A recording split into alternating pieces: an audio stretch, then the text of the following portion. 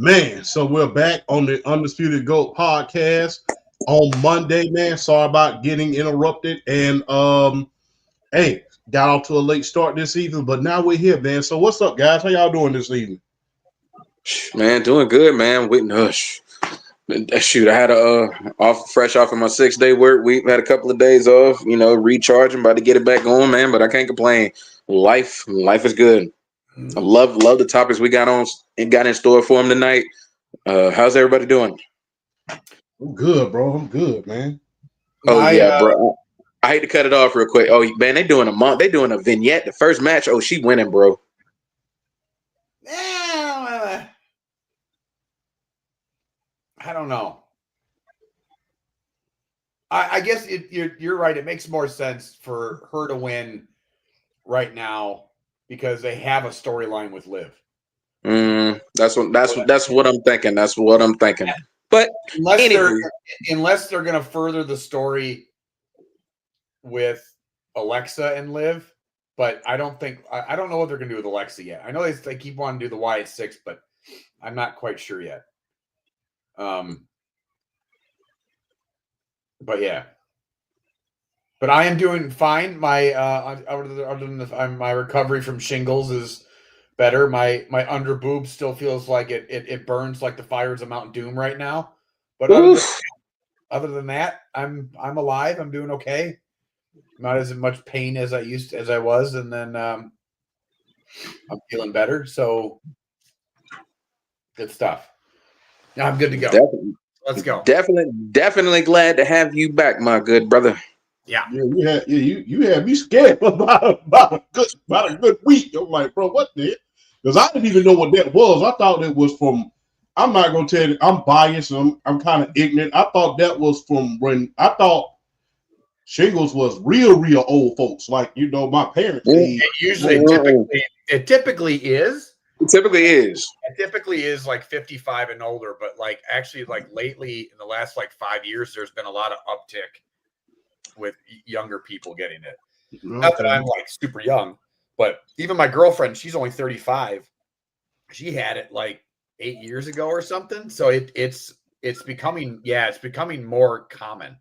Okay. I got it. Oh no, quick story. No, like to the chat. Quick story. Before my daughter was born, I caught it 2 weeks out before she was born. So basically what happened was, they were worrying that they wouldn't let me in the room because I was in the contagious stage with it. So basically I was on like a bunch of meds for a full week, like between like at the time I was taking like iron, I was taking blood pressure, and then I was taking the meds you need to treat it. I was taking like 14 pills a day at one point for a week to treat all this stuff.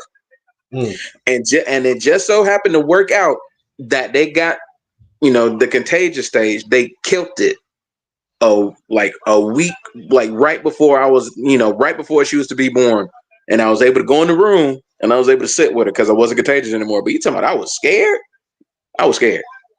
I gotta say, I've been pretty lucky and blessed to not be like dealing with. I mean, I do have a little bit of psoriatic arthritis or whatever, but I've gotten that pretty much under control.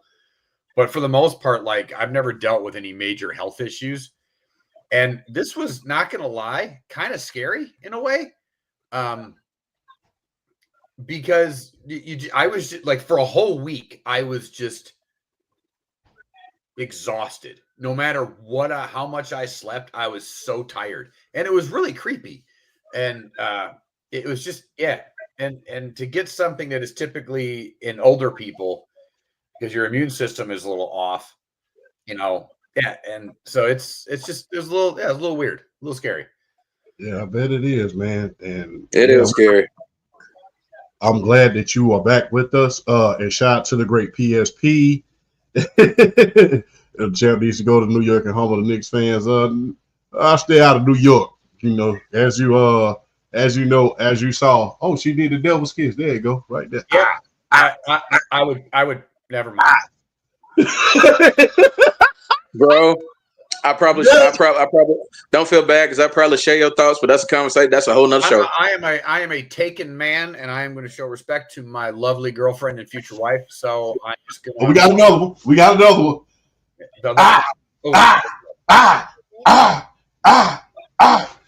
But oh yeah. Okay, I had to get that out. Shout out to the homie. Shout out to the homie Booker T. Shout out to the homie. Had to do it. Shout out to Booker T. Shout out to PSP, man. Now at 110K followers, man. Like I've always said, we always pay homage. If it wasn't for PSP, wouldn't be no Undisputed GOAT podcast. Because hey, there's been a lot of roadblocks getting here. But let's proceed to give the people what they need. Facts. So, as we all know, the New York Knicks have been eliminated. And that saved the rest of the world a whole lot of heartache because can you imagine the New York Knicks in the NBA Finals? Good God. Saved a whole lot of war. Saved a whole lot of war is what happened. Yeah. Can you imagine New York Knicks in the Finals? Woo! But, hey, just be thankful that John Rocker don't play basketball. That's all I got to say. But, you know what, man. FJR. Figure those syllables out, and we'll keep it. Figure that out, and we'll keep it pushing. But yeah, just thank God he don't play basketball. We all know he had a lot of choice words to say about the New Yorkers. But look, I gotta ask this question, man. How do y'all feel about this small market? Finals. Is this the finals that we need at this point? Is this like the finals that it's gonna take everything over the top? And is this the true finals that we as hardcore fans need in order to truly kill the super team era? I'm gonna be honest. I'll kick it off. I'll be honest. I think I don't know if the super team era is really gonna go away still, because there are still players that are like at their peak who still have chances like to join up. Not saying they're going to. So I think it's still going to be a while before the era really dies off. But I'll just say for the hardcore fan, I love this matchup.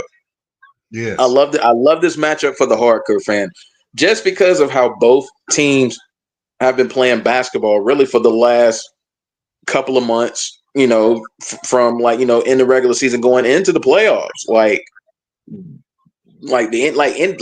and I've talked about the Indiana Pacers before and how they play. Yes, Tyrese Halliburton is the face of that team, but people are saying, "Oh, Tyrese Halliburton should have got it." I do not have a problem with Pascal Siakam winning Eastern Conference Finals MVP. Hold on. I'm not going to say that I don't, or that I disagree-ish, but like when you were pulling up Bleacher Report, ESPN, nobody was purporting on how good of a series Siakam was having. It was all about how Halliburton was going off. So it was a little weird. It was a little odd for him to get the MVP. What killed his chances though was that game 5. He scored 8 points. I know. I'm just saying. I understand why people were saying that's weird. He was more consistent in losses. Siakam was more consistent in losses. I understand. Yeah, I said I get the I get the look from people that just go, wait, what? Like I just get it. I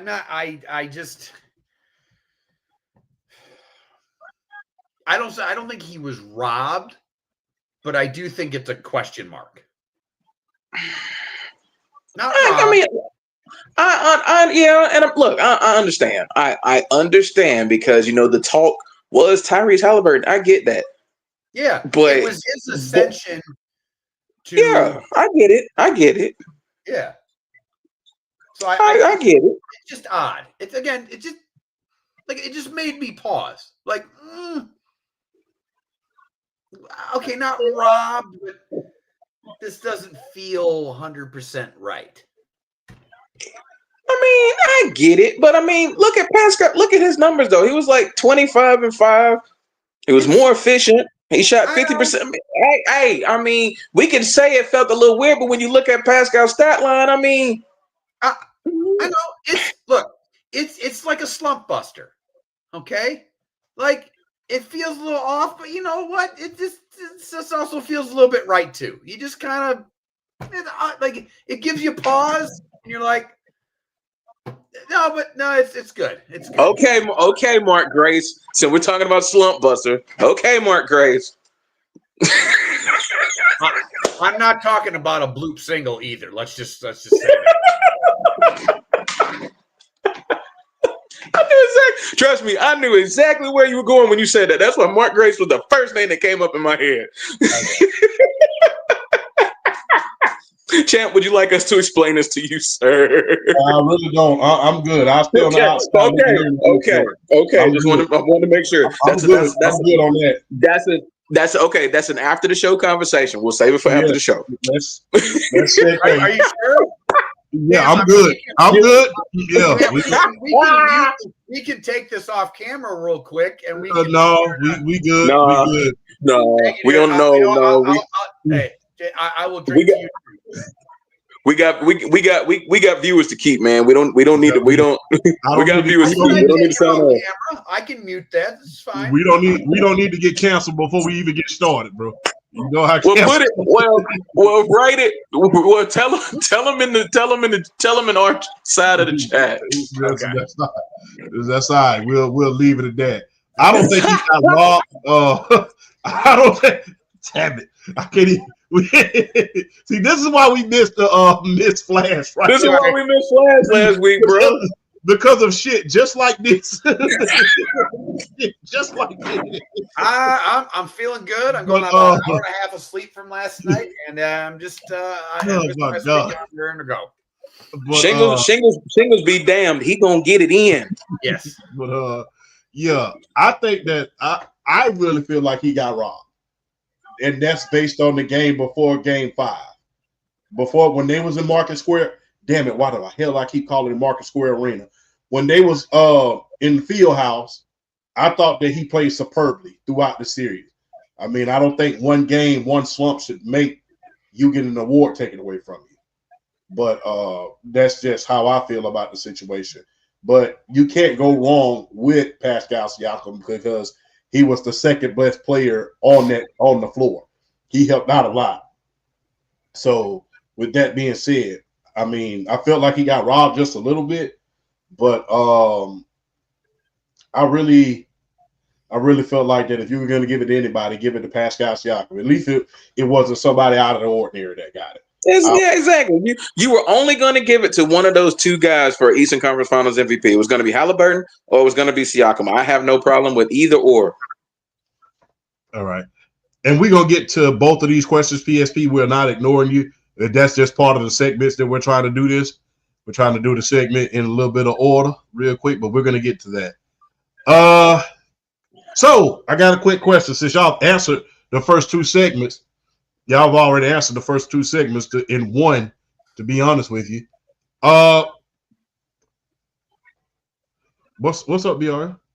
No, I thought they were about to pull a swerve when Liv hit that Oblivion and Ivy now pulled her off with a pin. Boy, I thought they were about to pull the swerve on me then. I'm just saying. I thought they were about to pull the swerve on me. Nah, I think Stephanie. Yep, she finna. Yep, told you, Flash. Ball game. Game. Okay. 1, 2, 3. Told you. Yep. As soon as I saw that vignette come up before the match, I'm like, yes, she finna win. Yep, she can win. If anybody can win, it's Steph. But is SGL or Tyrese Halliburton the best players in their franchise if they can win a title? And we'll combine this with PSP's question. Are they the best in their franchise history if they win a title? And who needs to ring more? SGL or Tyrese? Flash, you go first. I'll let you go first. I started last time. You start this one. I think it's actually a really interesting question because I think both players have always had question marks about ascending to that superstar level. And I'm not quite sure.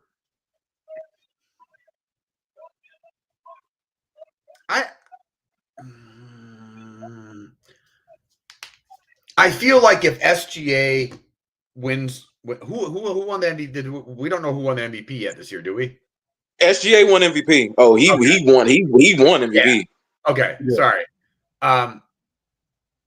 If he wins MVP and he wins a title and wins Finals MVP, I think that vaults him into, Luka, Giannis, Jokic territory. Like, it solidifies that. If Halliburton wins it and wins Finals MVP, I think he's still not going to be in that top tier status yet. I don't know why. So I think it means more when it comes to, I'd say SGA, because we're looking at somebody that could be the face of the league. I think that's what we're looking at. Let me interject on this one. I usually don't go second. I usually let y'all cook first, but I really think Halliburton. I think Halliburton because he's been fighting stigmatism. He was fighting. I mean, this has been a year. I don't think people remember the fact that people were not only dogging him, dogging Jason Tatum, but they was dogging Tyrese Halliburton for the Olympics as well because they played very, very little. You saw it on the all the memes that had came out. Hey, when you get an A on a group project but didn't do any other work. They're doing the work. Yeah. Yeah, you saw this even before I did. came out of him being overrated. Shout out to the Rec Room Sports, man, my guys. I appreciate y'all. But yeah, I really think that it has to be Halliburton because the thing is, the Olympics, that's number one. The Olympics, he didn't play. He played very, very little in the Olympics. He got some pushback behind that. All the memes that was going on during the Olympics. Then on top of that, him being voted most overrated by his peers. This is not just a blog site. These are your peers. It's a hell of a lot. Yeah. It's a hell of a lot different when your peers say something. If somebody outside of the sports business say Champ sucks, then it doesn't bother me. The hell do you know? You don't even watch podcasts and you don't know sports.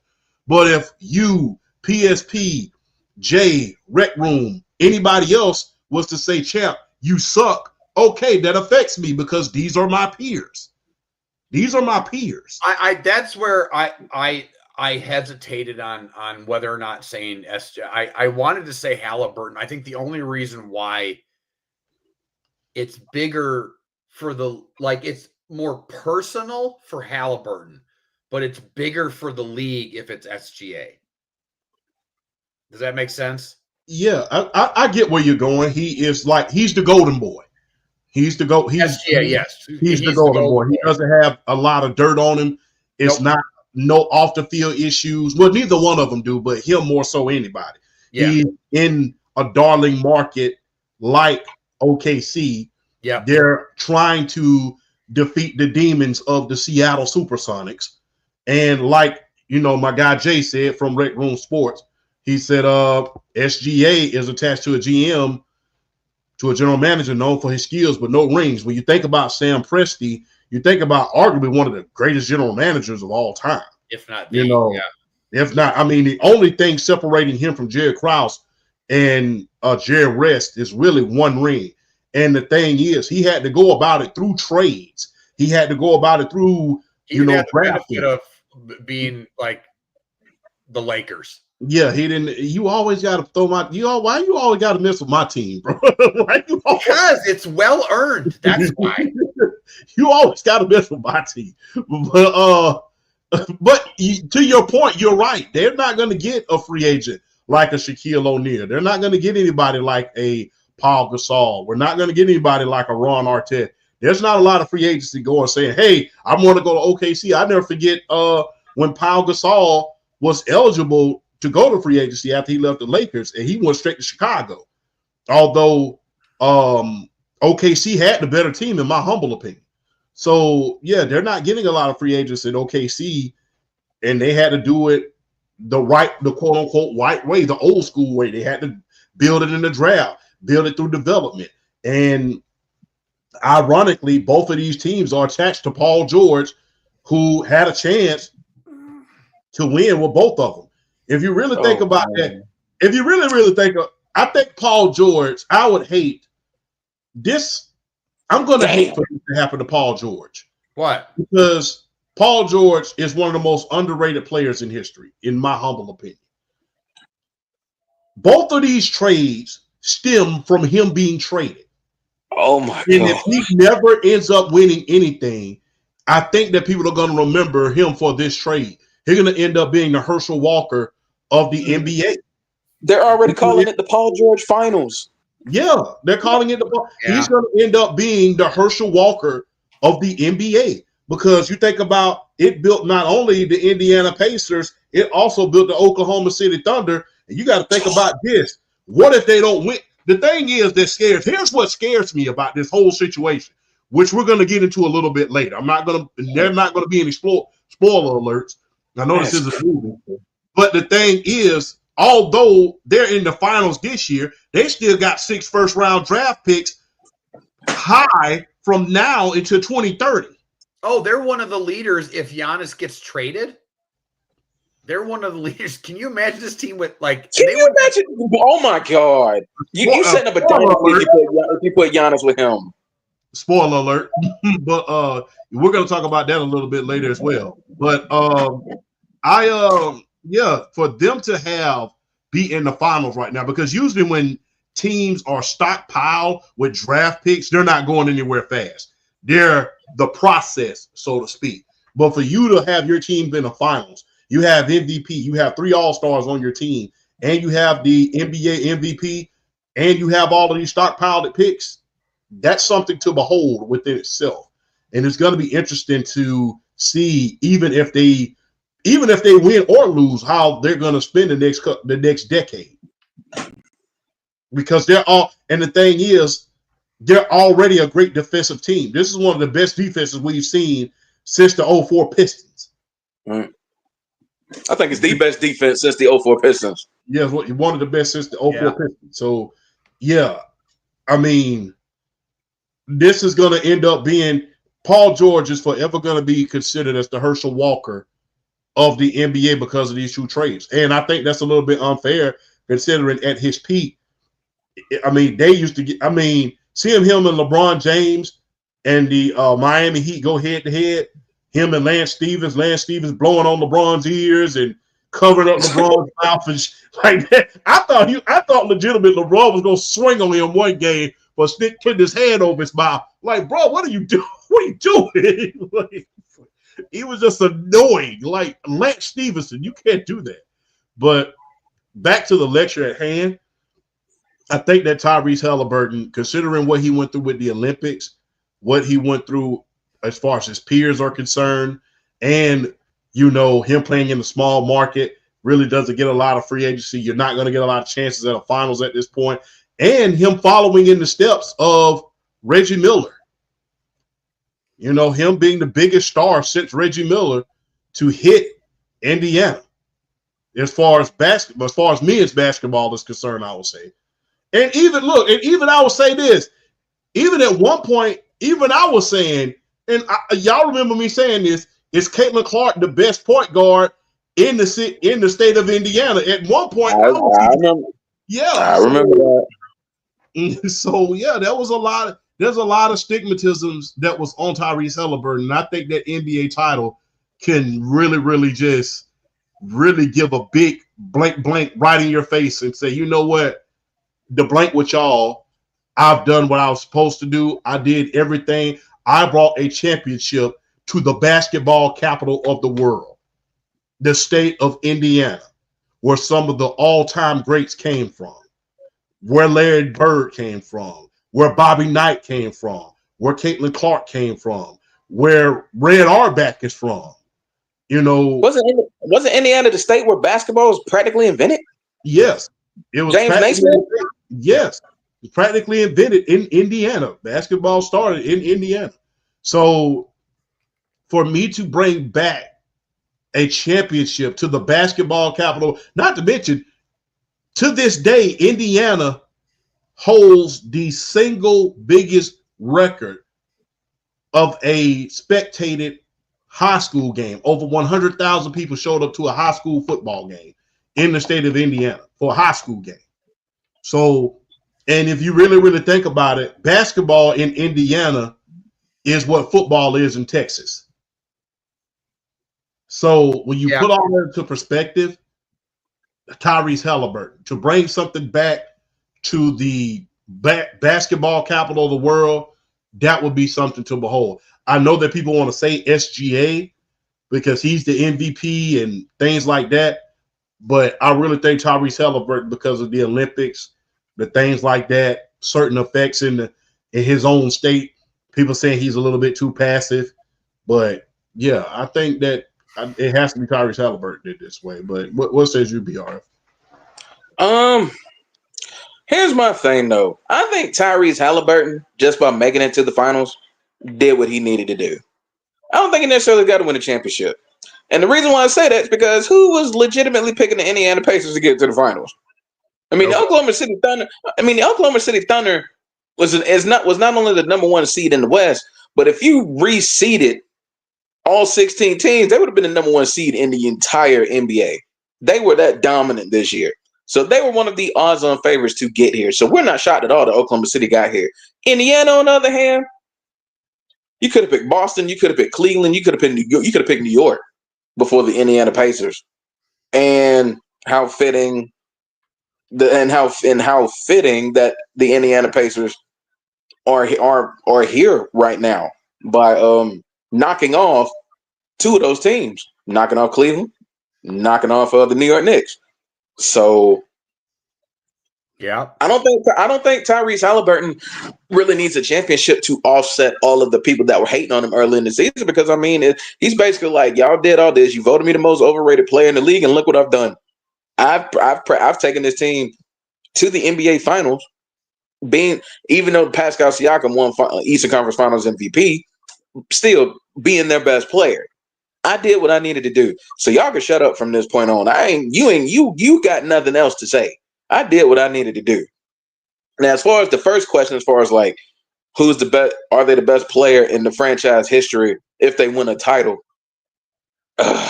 Okay. Might be a little pipe bomb, but I'm gonna drop it. I think SGA is Tyrese Halliburton. Maybe. Because I mean, maybe. I mean, I'm still looking at the Reggie Miller effect and how long he was in Indiana and how good of a player he was in Indiana. But winning the championship, it gets you there. But I think with SGA, I think he already would be, because he's already matched KD and Russ in MVPs. He's already matched them in MVPs. So basically now all he's got to do is win a championship. So I think if SGA wins this championship, I think he has more of a claim to being the franchise's best player than Tyrese Halliburton does. Although a championship does put you in rarefied, it definitely would put him in rarefied air to be able to do something that Reggie Miller could never do. Reggie Miller could never bring a title there, and Tyrese Halliburton, he brought him one. So it's hard to knock it. It's hard to knock it. Are we really talking where like SGA would be above Kevin Durant in Oklahoma City? Yes. Bro, he's already matched up in MVPs and he's got a chip. I know. Like, look, I'm one of the like I love making fun of KD. Don't get me wrong, and a lot of it's well deserved. But I mean, we're talking about one of the greatest scorers of all time. But we're talking about what we did for the franchise, though. I know. But the thing is, to Flash's point, don't mean to interrupt you, Flash. I apologize. You're fine. But to Flash's point, the thing is, they built that organization from scratch with KD. He was the guy for a long time. And the thing is, when you think about why they couldn't get it done, you remember the injuries happened. The injuries happened to Westbrook that one year. Then the injuries happened to KD one year. The year they did, they met LeBron James and Dwayne Wade when they was at their absolute peak. And then, a lot of, 1 year Serge got hurt. Then they ran into a dynasty in the form of Steph Curry. And there was a lot of stuff that goes into a factor of winning. I don't think that winning a title automatically makes you better than a certain player, especially when you think about all that KD did for that franchise, building it from scratch. And the reason why we don't say, a lot of people back in our day, back when we were younger, I'll say, they still referred to them as the Seattle Seahawks. You're nothing but a knockoff Seattle Seahawks. Seattle Supersonics. Excuse me. I'm thinking about football already. Now, when you think about OKC, you don't think about the Seattle Supersonics as much because of KD, because of Westbrook, because of James Harden, and even Serge at a certain point. So I don't think he would be better than those guys as of yet. You have to. Aren't you delaying the inevitable in 3 years? Where if he has 3 more years like this, not necessarily winning the championship, but putting up numbers like this, you're practically delaying the inevitable. Yeah, I know you're delaying the inevitable, but then let it be inevitable. Let him cross that line. And that it's just putting the cart before the horse a little bit. And and you guys know me, I'm real, recency bias runs rampant nowadays. So I'm real, you got to fucking clear somebody, in my opinion, in general, to, be the best ever at in a franchise, the GOAT, or whatever we're talking about. And I think I know he would equal him in MVPs. I know he'd win a title for the franchise. I like, KD is a borderline top 10 player all time. And he was that prior to him going to Golden State. He was on his way there. So it'd be really hard for me to just go, yep, he's the best player in the franchise history. If he becomes I get what you're saying. It's just in the OKC. I'm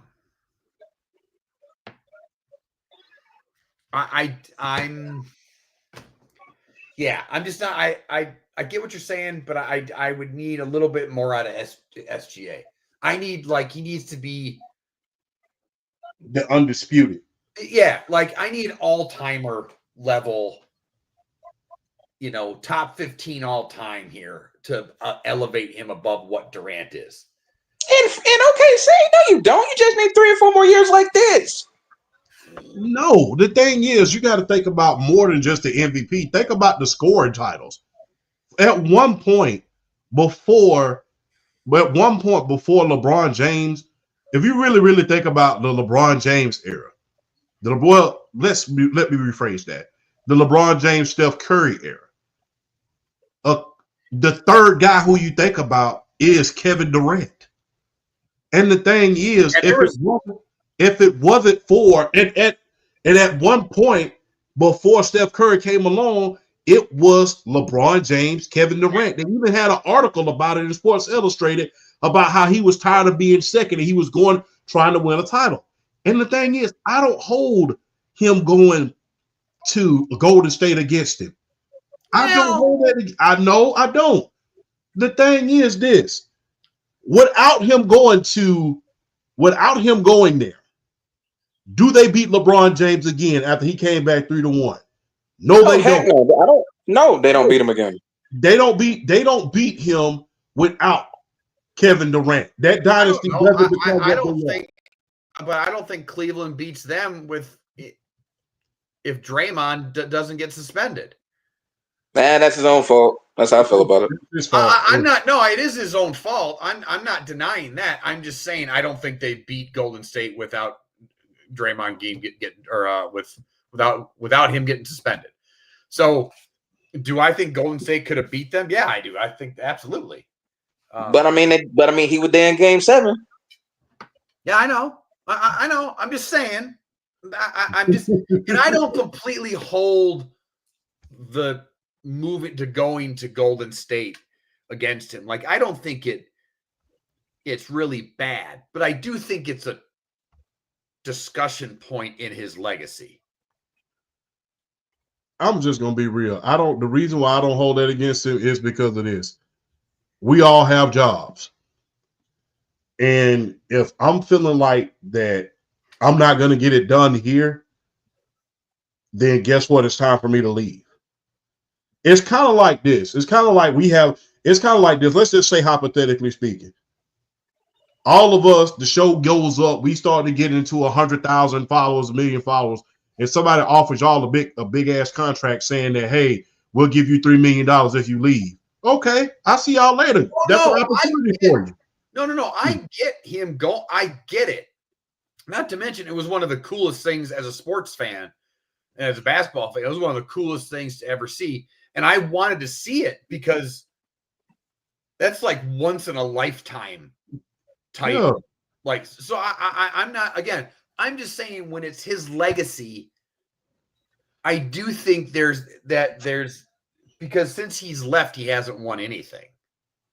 Yeah. And so I just think that's like, honestly, do we put Steph Curry above him more all time or KD? Who's above in the all time rankings? I put Steph above KD. Okay, same here. Yeah, Steph above KD. So I'm just saying does it like destroy the narrative about his legacy? No, but I do think it can be I get what you're saying. Yeah, like it diminishes it slightly. It does take away from the value of those championship rings. Yeah. Because he had to assemble those squads. I mean, he could have Kevin Durant, when he became a free agent, could have went anywhere. And you go to the team that just came back 3-1 on you. Yeah. And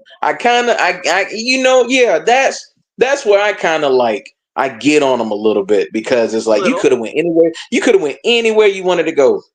You go to Golden State, the team that won a championship before you, went 73-9 without you, and literally did you up 3-1 in the Western Conference Finals. You go to that squad. Yeah. So it's kind of like, there's a talking point. There's a talking point to be had, though. There's a talking point. It's like the ring that Giannis won for Milwaukee holds more weight. Oh, most definitely. And I'm just throwing Giannis's out as an example. It's kind of like why Jordan's rings hold more weight than LeBron's rings. LeBron kept, like, the only ring, in my opinion, that really holds a lot of weight for LeBron, and even then, it's a little weird, is the one. It's the Cleveland ring. It's the Cleveland ring. Other than that, like, I just think that when you win something, and then this is the old head in me. When you win something for it's like, I think Dirk's ring for Dallas holds a ton of weight. Also, on top of, like, considering like the gauntlet that he went through to get to that ring. Oh, that's arguably the greatest runs to the finals in NBA history. Exactly. And so, like, I just think it's a talking point against his legacy. And that's so when we're comparing all-time greats and, like, jostling, which is what I want to do last week, but I was, whatever. But when you're kind of in that discussion, that point's going to come up. And that's where I think it brings him down a notch in his legacy a little bit. That's it. I don't think it doesn't take away that he's a top 10 player of all time, but like, y'all did I'm just saying y'all did convince me about the whole point. Y'all did kind of convince me about the franchise thing there. He does need to do it a little bit longer. Y'all did convince me about that one. Yeah. Just a little bit. Like, just a little bit longer. I need him to cross the finish line. That's it. Gotta ask y'all this question before we move on to the next segment. If Rick Carlisle is to win another ring, I mean, you know about the one that he had in Dallas with Dirk. You know about his history in Indiana because he was the coach when Malice in the Palace was there. You know, he was the coach that, you know, before they brought in Larry Next Town Brown for Detroit, he was the coach there at Detroit. Where do you put him in conversations if he wins another title here? Rick Carlisle as an all-time coach, all-time great.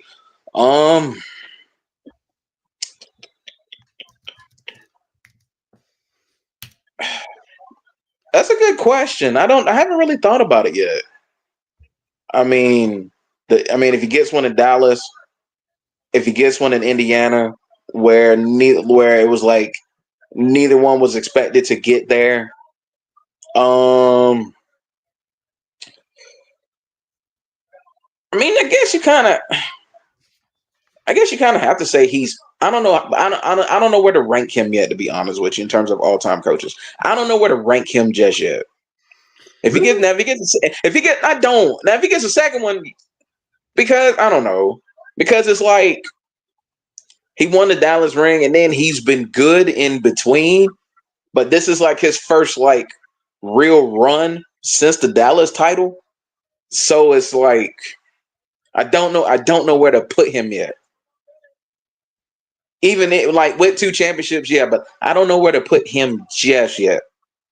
But I think you can start putting him in like, gosh, I see that's the thing. I don't know where to start at in terms of numbers, in terms of like the all-time great coaches. I don't know where to put him yet. What about you, Flash?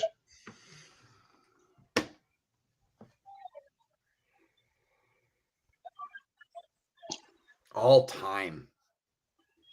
They're at least of this era. Of this era? Oh, now this era. Of this era, because the thing is. So are you talking about like post-Jordan? This era. Yeah. Yeah.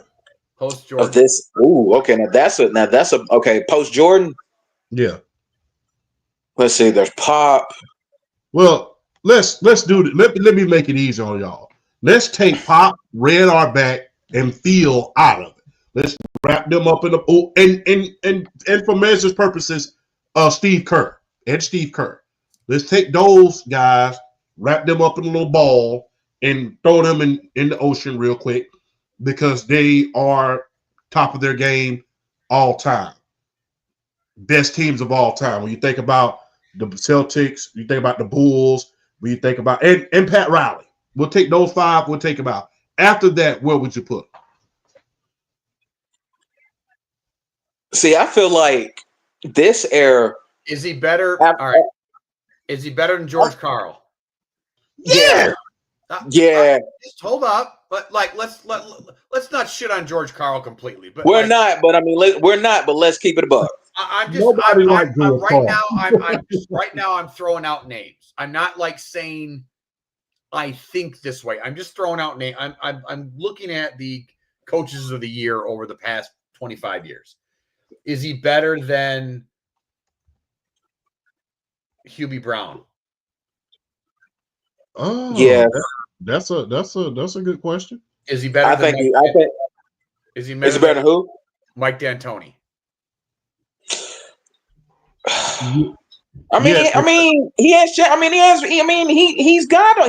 been there. You have to say yes. Okay. Is he better than why can't I think of the dude's name? I know one he's not better than, and I know one he's not better than. Who? I'm taking Eric Spoelstra over him. That's what I was going to bring up. He's not. He is not. He is not better than Eric Spoelstra. No, he's not. The only thing with Eric Spoelstra is that he hasn't gotten a championship since the Heatles, but he's taken that team back to the finals twice. So yeah, he's not better than Eric Spoelstra. No, indeed not. Anything you want to add to that, Flash? No. No, I think that's pretty good. Oh, let's go back to a question that we have from the great PSP. As we all know, although this is a season for small market teams, we all know that this is the death of the NBA on TNT. What are you guys going to make the most about that show? I mean, think about how monumental that it was. I mean, I know I have a on that. I have a question. Aren't they just shifting to ESPN? I think they're shifting to ESPN. Okay. So I saw a segment from Bill Simmons that they basically thought that ESPN was going to ruin the shit out of them. I think they are too, bro. I think so too. I just want to say that the thing that I'm going to miss the most is the complete authenticity. Yes. Like there was no holding back any of those guys, Ernie, Shaq, Kenny, or Charles. I mean, you're not going to hold back Charles Barkley regardless. Like that dude's been the same dude for 35 years. Exactly. In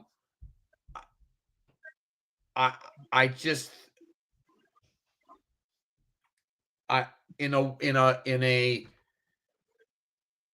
world of of fake social media and unauthenticity and people being tiptoeing about what they should and should not say, those guys didn't give a fuck. One. And two, it was like that. It wasn't just those four, but that whole crew was like a family. Mm-hmm. And you could feel it through the broadcast. Like when Charles would say something out of pocket, you'd hear everybody laughing in the background. And nobody got in trouble for it. Everybody just laughed and went along with it. Like you don't see stuff like that on TV. And it just felt like, I'll put it this way. Instead of you feeling like you're watching something in your living room, you felt like you were sitting there with them watching the show. That's what I'm going to miss. I mean, I'm gonna miss everything about that show. Like, just the chemistry, Like, Ernie, Charles, Kenny. I mean, you could already sense it. But then adding Shaq, like after Shaq retired, adding him just added that extra kick that the show really needed to really kind of take off and rocket ship. Like Shaq was just that missing piece for that show. And the chemistry that they were able to develop just is unmatched, in my opinion. I think the only team that really matches him as far as chemistry because they've been around so long are the NFL on Fox guys. I mean, it's the NFL on Fox guys. I think they're the only ones that really match him in terms of just relative, as far as relevancy and being able to maintain for that lengthy period of time, regardless of. And honestly, it was really with the NFL on Fox guys. It didn't really matter who was on the show. It didn't matter who was on the show because at the beginning it was James Brown, Terry Bradshaw, Howie Long, and Ronnie Lott. They were the original four, and they really took it over. And then as you go from James Brown went to CBS. You bring in Kurt Menefee, who's a hell of a lead host. He's an awesome lead host. And then Ronnie Lott leaves, and then here comes Michael Strahan. It's like nothing changed with the NFL on Fox. So it's like they've really been able to maintain, and Jimmy Johnson as well. They've just been able to maintain a level of just relevancy and being able to just kind of stay mainstream and stay with the times. But with the inside the NBA, it's like they did everything right, and they just knew how to do it. It's like no matter how hilarious or how funny they are, oh my God, how dare them do this to me the first night? I'm trying to talk. Don't do Rhea and Stephanie the first night on Raw. Oh my God. We both stay focused, brother. Bro. Okay.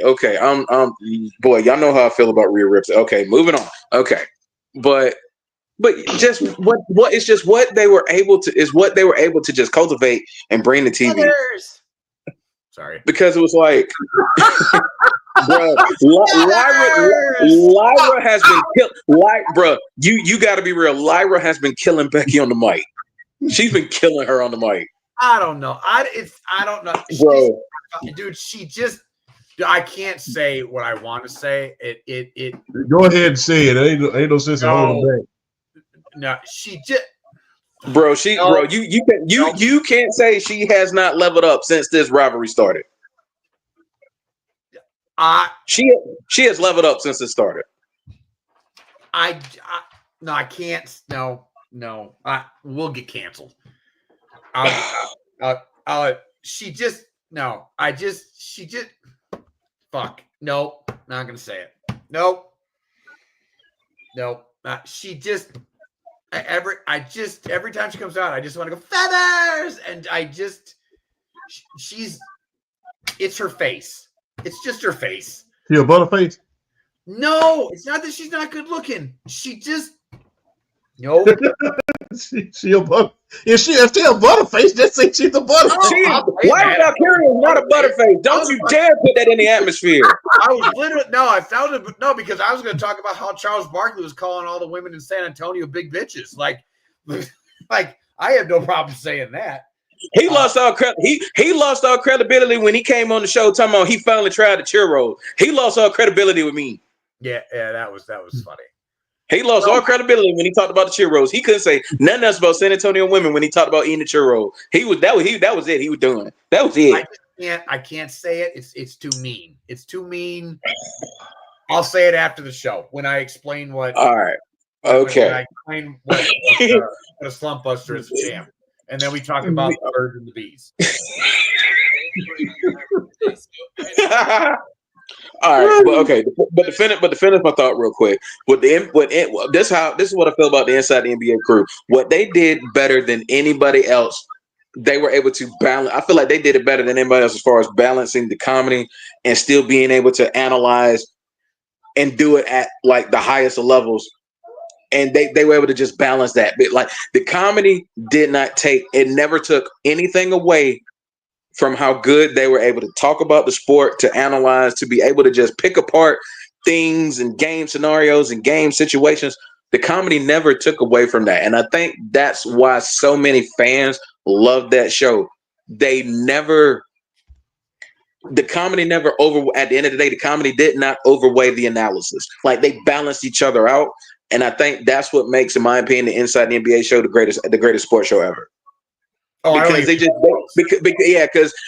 just did everything so great that you had to watch it. Like it got to a point where the game's coming on, but like, oh no, we are not missing Inside the NBA before the games come on. We are not missing it. That's how good a show it is. The only other show that's affected sports culturally as much as the NBA on Inside the NBA was the original Sports Center.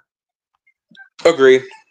That those are the two greatest sports shows of all time, bar none, period, that have affected pop culture and culture in general. No more. Yes. It's them two, and that's it. Well, I still think NFL on Fox is up there too. On those two shows levels, it's close. It's closer than you think. I'm not saying that like it's not good. I'm just saying like, Doug, I'll give you that. They're tier 2. But the gap ain't that big. It's not huge because they've been around for a long, long time. Yeah, I know. I understand.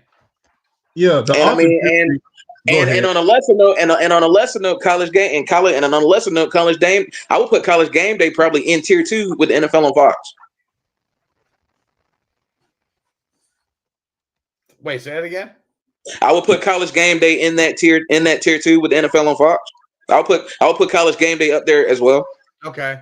Yeah, and I would say the HBO Inside the NFL show for a time period was up there too as for a time period, yes. For a time period. So yeah, that's that second tier, but I think Sports Center and Inside the NBA I think those are the top 2 tier shows ever. I mean, you got NFL Primetime too.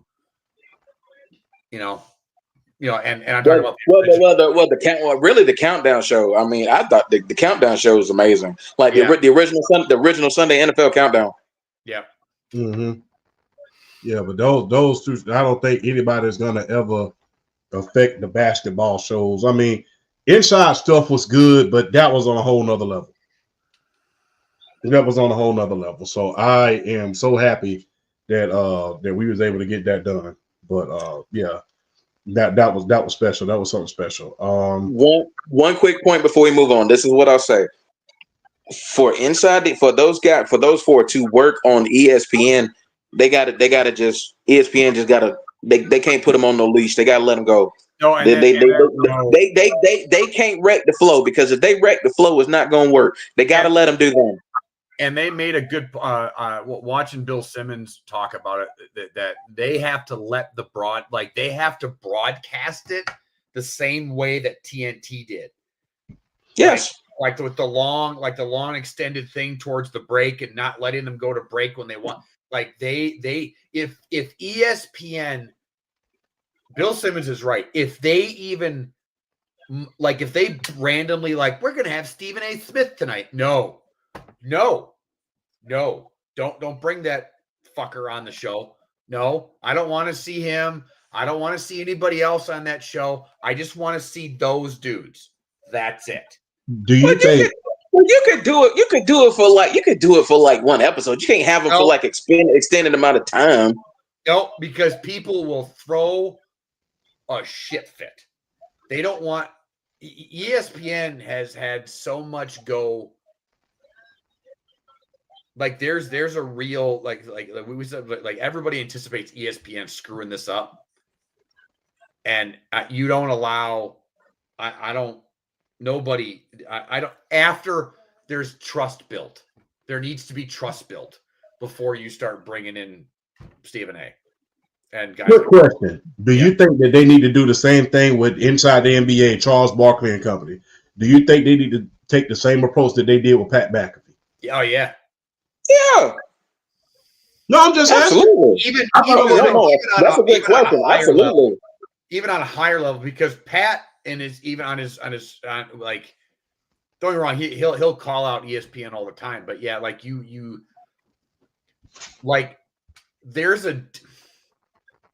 yes, they do need to take the same approach, but I also think it's even more so with Inside the NBA, because the difference between Pat McAfee and Inside the NBA is Inside the NBA is beloved. People love that show. Mm-hmm. Where people love Pat McAfee, but there's with the Inside the NBA, it's kind of like a don't fuck with my childhood type thing. Yeah. It's kind of like Saturday morning cartoons. Yes. And or when they remake a movie and you're when they remade Willy Wonka and the Chocolate Factory, it's no, you don't get to fuck with my childhood. You just leave my childhood alone. You're gonna screw this up. Mm-hmm. And I think that's what they can't do. They can't. I don't even think it. I think if they use I think people are not going to like it because it won't even have the same theme music. I think people are already mad. And I think ESPN is basically good. I think the ESPN, I'm just going to be real. And y'all can check me. Y'all are my friends. Y'all are my brothers. But I'm just going to be real. I think that at one time, ESPN was the worldwide leader in sports. I really feel this way. Oh, by a wide margin. I mean, I really think they were. But the thing is, it's been a long time since I felt like they were just doing their journalism the right way. I haven't felt like they've been doing the WNBA the right way. I made a video about that earlier. I don't feel like their coverage has been right. I feel like that they're living more for clicks and views than they're trying to be the worldwide leader in sports. That's just how I feel at this point. And I believe that's why come that a lot of people are saying, don't mess this up. I don't watch ESPN. And I grew up, talk about my childhood. I grew up with NFL Primetime and NFL Countdown and ESPN Sunday Night Football. And I'm not talking about I'm talking about when, God rest his soul, Mike Patrick and Joe Theismann and I forgot the third guy, the trio. And then I grew up like Sports Center is near and dear to my heart with Keith, with Keith Olbermann and Dan Patrick. Like I'm that old. Like that's my childhood, and ESPN is nowhere near what they like. My sports life used to revolve around ESPN, and I'm not even talking about on television. I'm talking about on radio. Yeah, ESPN Radio was that ESPN deal. Radio, dude. When they finally came out with a Milwaukee ESPN Radio, do you know how excited I was? Because I had to listen to basically Chicago sports radio all the time because we didn't have any big time, things going on in Wisconsin. So to have ESPN Radio make it ESPN Milwaukee was huge. So, I mean, and ESPN, I don't even watch ESPN now unless there's a game on that is on there that I need to watch. That's it. I don't watch any of their programming anymore. Yeah. I don't think that people look at them as the worldwide leader in sports anymore because of guys like Stephen A. Smith, who are more about the clickbait than they are the journalism. It used to be where this is why I love the sports reporters. This is why I love Around the Horn. This is why I love Partying. It used to be where ESPN was the final destination for every respective journalist that you could ever think of. Now, not so much. That used to be that. It used to be the final destination for every respected sports journalist was ESPN. And you could go back to Dick Shaft, Jeremy Shaft, the late great John Clayton. You could go back to Woles, Charlie Steiner, Stuart Scott. Those guys were truly Roy Firestone, even Jim Rome to a certain extent, even Jim Rohn, even the original king of the hot tape. Yeah. Those were the final destinations for the most special. You had to be a special journalist in order to be on ESPN. Now it's about a lot of clicks rather than the journalism. And I think that is the reason why a lot of people are so scared. Now, like I said, y'all can check me on it. Y'all are my brothers. Y'all can check me on it. But that's the reason why I think that is the case. If you look at what we talked about last week, as far as the talent was concerned, and we're going to get into this a little bit later about the WNBA. Have y'all noticed that they're not covering the MVP race? They're not covering the Rookie of the Year race. They're not covering anything in regards to the WNBA except for when Angel and Caitlin Clark, they pushed each other on a normal foul. And the thing is, that wasn't even the hardest foul that Angel Reese threw this year, that Angel or Caitlin Clark threw this year. I mean, Angel Reese literally cleaned what's the young lady's name? Thomas. She literally cleaned her clock coming down that floor when she played against the Phoenix Mercury. So they're not covering anything except for drama. And that's the reason why I think that it is imperative that they don't screw this up. Because the thing is, although Shaq, Kenny, Ernie, and Charles Barkley, they make a lot of jokes. They make a lot of funnies. It's entertaining. But they don't forget what they're there for, and that's the journalistic part. Oh, no, and they're great at analyzing basketball. Like, yeah. Everybody is talks about the funny moments. And don't get me wrong, those are great. They are funny. It's what makes that show special. But yeah. but their basketball analysis second to none. Yeah, and I also think like what made that what made that show different is we saw real emotion from those guys. Like we saw like when Kobe passed away, and how Shaq was so emotional and how those guys like rallied around him. We saw Ernie go through his issues and them rally around him. And we just saw, I don't know. It just again, it felt like a family, and I just thought, man, it's just ESPN is going to fuck this up, and It'd man. be like the big four. Let's say the big four for us is us and let's say PSP, because although he's not on the show as often, he's always behind the scenes doing something. That'd be like us bringing, let's say, let me see someone off the wall that we know that'll be like us bringing Trey on the podcast.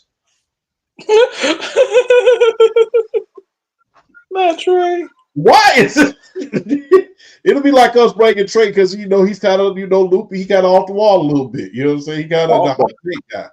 But yeah, kind of okay. Let's be kind, but let's be kind. But let's be real. Let's be kind. Let's be kind. But, let's be a little real. Let's be a little real too. You being nice. I understand, but let's be kind first. Oh, I mean, I ain't gonna say nothing. I'm just saying, yes, we can be kind and a little real at the same time. I'm just saying. You just let me live. But let me live. But Flash, damn it, so I can even keep a straight face with Flash. Flash has been staring at me in the camera like that. I say nothing. But yeah, it's kind of like that because Stephen A., although he's a good journalist, he's not the most likable person he's not the most likable person in the world. Every last one of those guys are likable, they're entertaining, and they're genuine with it. Yeah. And look, they all bring that little form of that Southern swag with it. They don't have that New York arrogance. And there's nothing wrong with the New York arrogance, but that Southern humbleness and that Southern swag that you come along with. Kenny's from up north. He's the only one. Yeah. Yeah, but he's the adopted brother. Exactly. He is. Everybody, it's so funny. He's like the dad of the show, but he's also the adopted. You know what it reminds me of? It kind of reminds me of Me, Myself, and Irene. Yeah. Oh yeah. It's kind of right. That's what it reminds me of. That's exactly what it reminds me of. It's literally Me, Myself, and Irene. And but that's why I don't want Stephen A. anywhere near that show. Don't get me wrong. I'm not there is a place for Stephen A. Smith and his type of content and entertainment.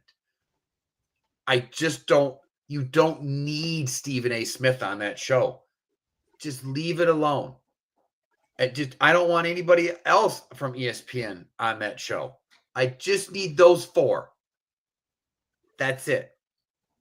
No, you don't need to add any more characters. This isn't the fifth season of a random sitcom. You're like, you know what? Let's bring in the 6-year-old and shake things up. No, let's not do that. Just leave it with the core and it'll be fine. I would even go so far if I'm ESPN to go buy the rights to TNT, the NBA on TNT theme music and everything. That's how I think. I'm so worried that people are going to turn on that show the first night, and as soon as it's not the NBA on TNT theme, they're going to go, ugh, and then they're just going to turn off. Yeah, but that's a cult classic, man.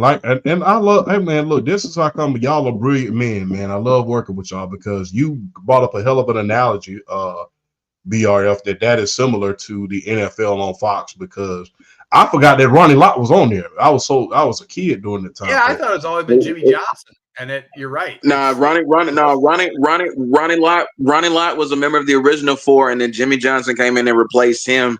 Yep. And then they was pretty much them up until James Brown went to CBS. They replaced him with Kurt Menefee, and then ultimately adding Michael Strahan to the crew. Yeah, I never forget when they started calling him Kurt Menefee rerun. That was the funniest thing ever. That was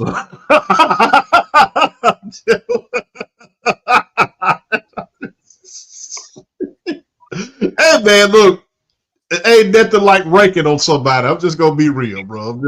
Let's just be real. But that man has never beaten the allegations, bro. he's never not rerun. But so I gotta ask y'all this question, man. Look, real quick. With all the picks that they have right now, can you see the Oklahoma City Thunder trading for Giannis if they lose the finals?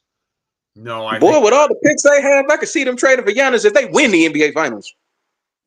I actually don't think Giannis leaves. I don't. I think he dirks it. I don't. I watched Shaq.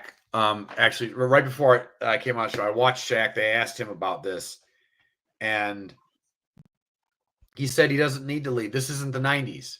Like, there is no big market anymore. Social media is the market. It's like if you're Giannis right now, you are, let's say you go to the Lakers, and Shaq's right. Let's say you go to the Lakers, like they're going to take half your paycheck. Mm-hmm. Like they're going to take half that awful state's going to take half your paycheck. And then you're going to have all these articles written about you constantly. You're going to have way more pressure on you. You just, when it's not worth the time or the energy anymore. No offense to your team. You're right. You're absolutely right. I'm sorry. It's just not anymore. And so that's why it took New York so long to build a team. Yeah. So like I'm just, everybody's like, why would you go to a big city when you can be like, he will go down as the greatest Milwaukee Buck of all time, and it won't even be close. Like, and I'm talking about like, and when we're talking about bigger than Oscar and bigger than, Kareem. So yeah. I'm just saying, if he stays there, and I just think he dirks it. He means more to Milwaukee than any place else. Oh, we lost Champ. Oh, we lost Champ. But I just think he means so much to Milwaukee that, and I think he genuinely loves Milwaukee. But Shaq made a good point. He should be going to management and saying, I need all the names of all the free agents, and I need I need the names of all the free agents. I need their phone numbers now. He should be bringing people there. And I know that the Milwaukee's up against it when it comes to the assets they have. They basically have none. But there's still ways to get around that. There always has been. And so I just don't. And look, at first I argued that I thought it would be honorable of Milwaukee to trade him.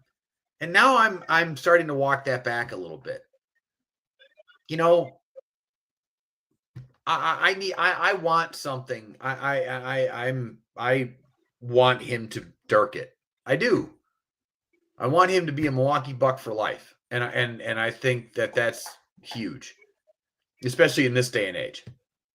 Do you think that this is an attempt for him to put pressure on that organization?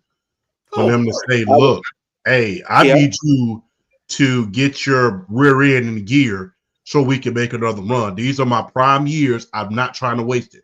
I got a taste of the championship.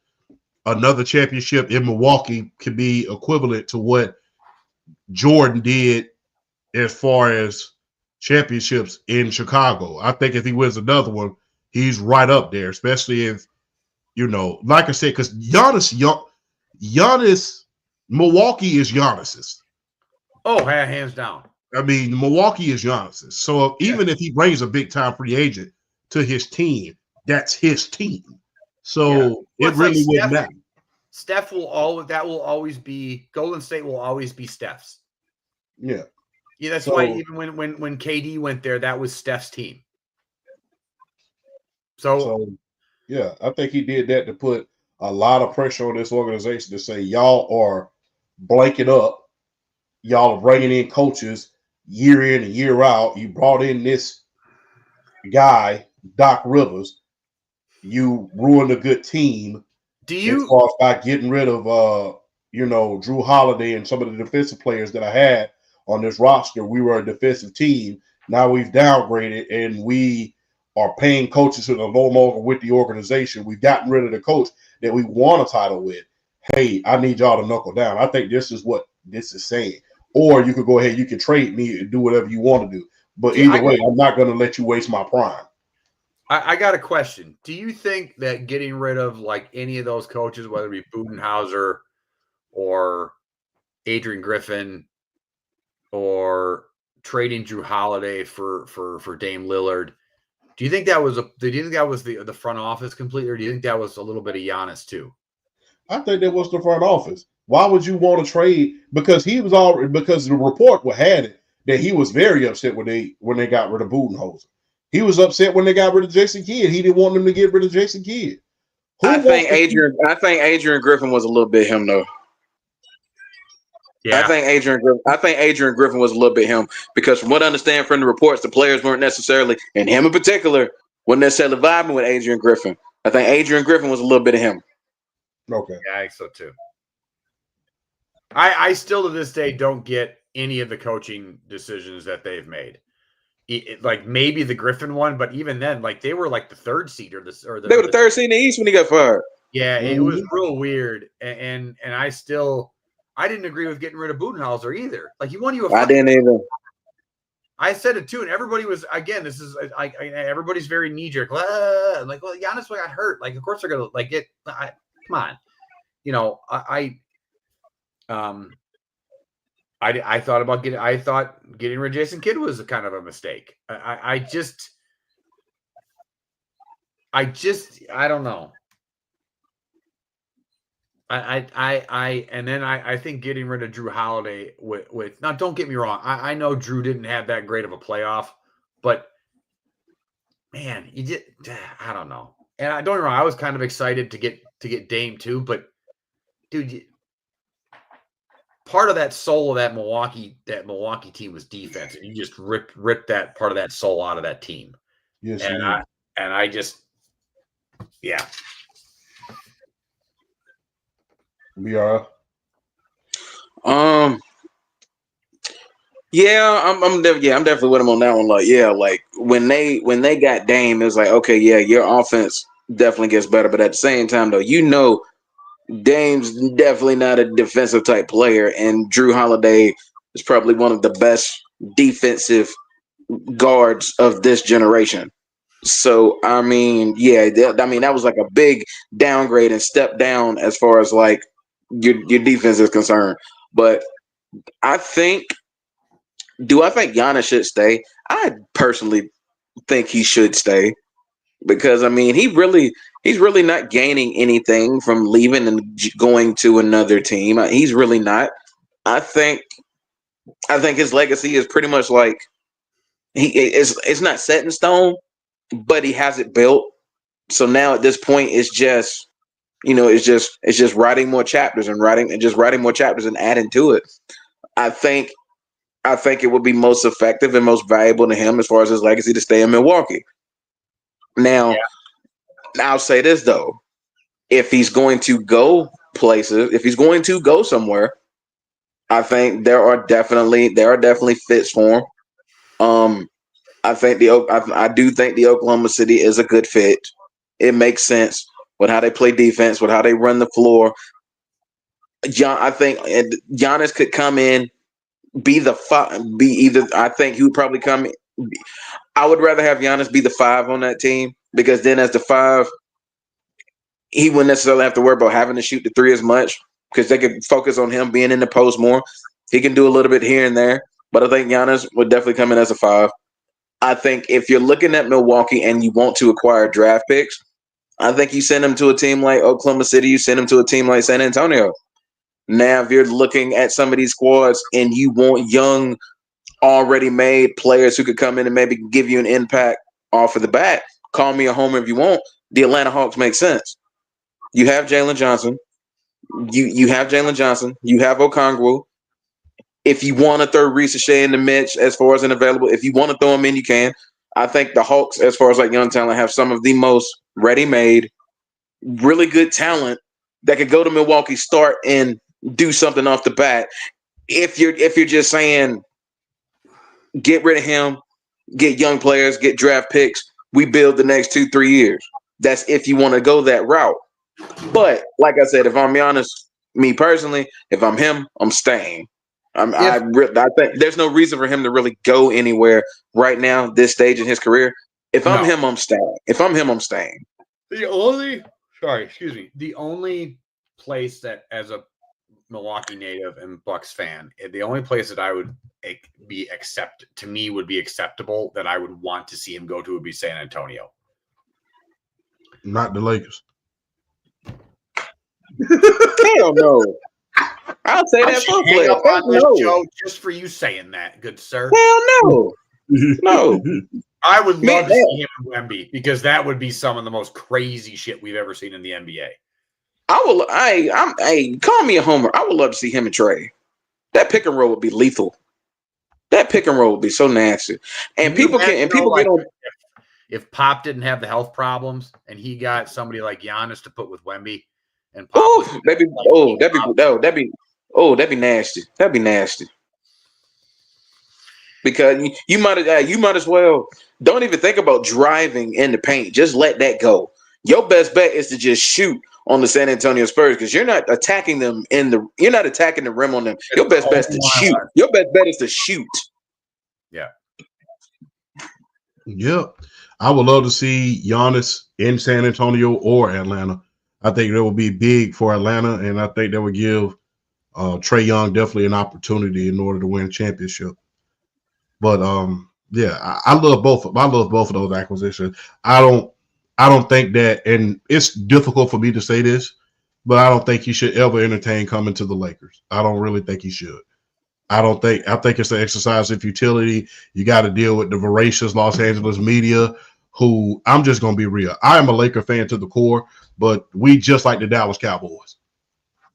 We just like them. It's always, we're going to get this guy, we're going to get that guy, and we're going to go to the NBA Finals, and we're going to do this. And in the great words of John Witherspoon, the late great one, you ain't going to do shit. So yeah, and it's crazy saying that because like y'all, honest to God, had a team this year, even with not having the best center play, could have still done something. But I knew ultimately not having a big was going to catch up to you.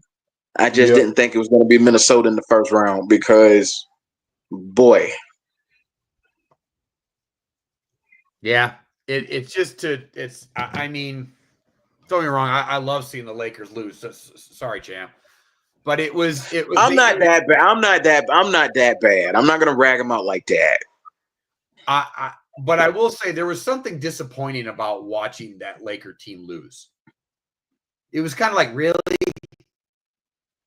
like you guys are just gonna like fold like that. Yeah, exactly. It just seemed, I don't know. It just seemed weird. It's just like there's no.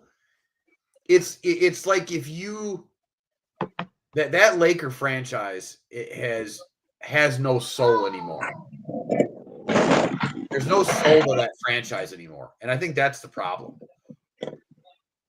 It's like the Cowboys. There's no soul to that franchise anymore. It's just it's a performative aspect of what it used to stand for. Yeah, but it is to a certain extent. But I don't know what to say. Like I said, ever since Dr. Buzz passed away, it's been a lot of hoopla. But yeah. So let's segue from men's basketball into women's basketball. VRF, you go first. Who wins the WNBA MVP this year? Nafisa Collier. What? It's Nafisa Collier. Have you seen her this year? Right now, if I had a vote, it's Nafisa Collier. And it's not close. It is not close. Really? Not close. Yeah, bro. I read you the stats. I read you the stats on Nafisa Collier the last time we talked about this. That girl is leading the points, is leading the scoring race by like 5 a game. She's averaging a double-double. Not to mention, she's like one of the most efficient players in the league. And look at what Minnesota's doing. They're still undefeated, right? Yeah, they're still undefeated. Their biggest test is going to be tomorrow against the Mercury. And I think they beat them. Nafisa Collier is WNBA MVP right now. Now I will say this though. You had asked a question last time, like, are there any names that we're not really talking about? And I saw an article and I read up on her stat line. Brittany Sykes is balling this year. Yes. I think she might win. She could end up winning the scoring title. If Brittany Sykes keeps playing the way she is, she's going to get in that conversation for league MVP. But right now, it's Nafisa Collier.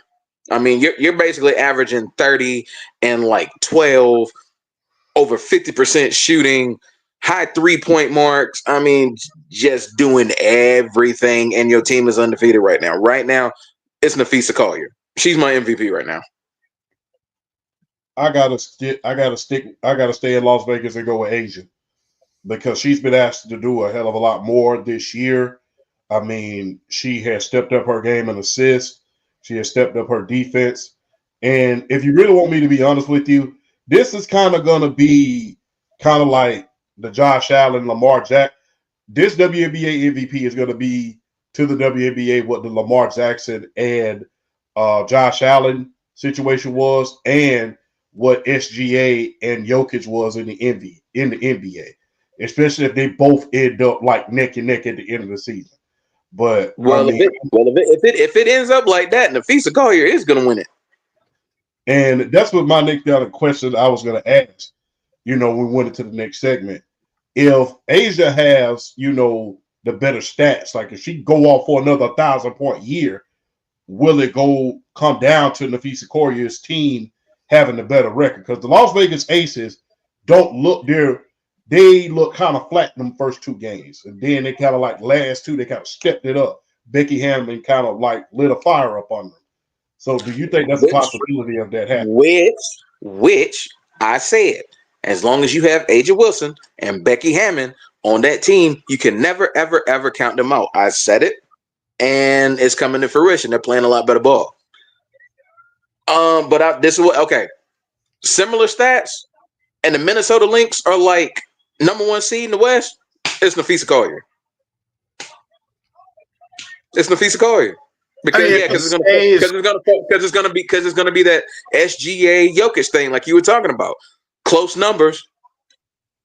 If they're the number 1 seed in the West, yeah. Flash. I mean, if it stays the way it is, then yeah. But I mean, how many games do they have in a season in the WNBA? 42. 42. We got a long way to go. No, I'm saying, yeah, we're 7 games in right now. Like, I mean, there's still a girl named CC that's going to come back from injury that like might have something to say about that.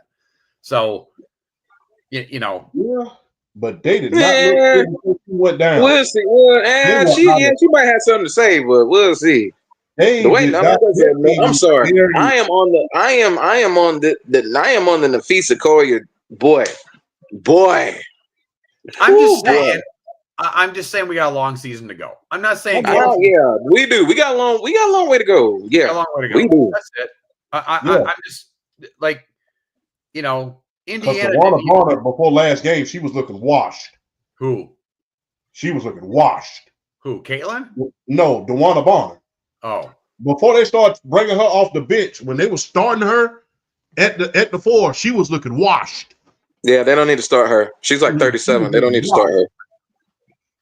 No, we got a long way to go. If it stays true the way it is right now, then yeah, I think it's Nafisa Collier. But I mean, hey, look, Aja Wilson gonna have her say so. Caitlin Clark gonna have her say so. I think Sabrina Ionescu and Breonna Stewart gonna have they say so. Ryan Howard in Atlanta gonna have her say so. We need to put Brittany Sykes in the conversation. I mean, hey, yeah, there's still a lot of ball that's gonna be played. A lot of ball.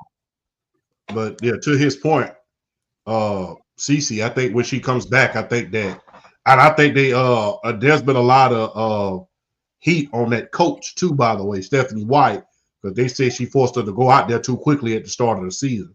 So that's how come force her to go out what? And yeah, because you know that injury that she had, they say it was bothering her during the preseason. So okay. Yeah, they said they forced her to go out there too quick, which when you're the cash cow, you know, yeah. But the thing is, I don't want to jeopardize you long term. Well, no, but did she force her to go out, or did Caitlin go? Is Caitlin a competitor and go like, I'm going to play through this and I want to play? Yeah, that too. But look, Caitlin, Asia Wilson, Nafisa Corrier. If I even think you're injured, sit down. Because I need you to sit down. If I even think you injured, those three players right there.